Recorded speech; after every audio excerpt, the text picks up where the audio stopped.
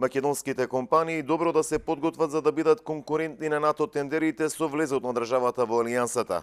Вака потенцираше амбасадорот на Словенија во земјава Милан Јазбес пред струмичките стопанственици во рамките на панел дискусијата Македонската бизнис заедница како партнер на НАТО, во рамките на карванот за предизвиците и можностите што ги нуди влезот во оваа алијанса.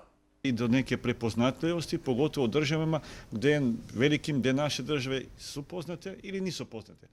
Тоа дава препознатливост на земјите, дава можност на компаниите да конкурираат за работа на НАТО тендерите, на кои претходно не можеле, но тоа значи дека компаниите треба да се добро подготвени и да понудат квалитет и ефикасност. Предузеќа треба да буду врло добро спремljena у погледу квалитете, ефикасности. Министерот за економија Крешник Бектеши тврди дека влезот на државата во НАТО отвара поголема конкурентност и можност за развој, со оглед дека во ова семејство членуваат економски најразвиените земји.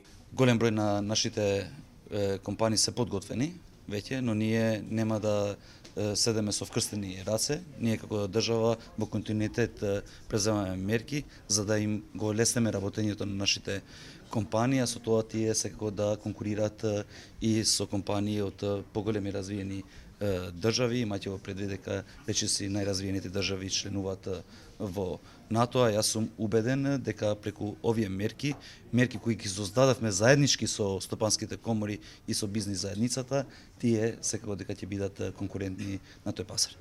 Праксата покажува дека странските инвестиции во земјите кои стануваат членки на НАТО се зголемуваат и до 30%, истакна учесниците на панел дискусијата во Струмица што организираше Инфоцентарот за евроатлантски интеграции.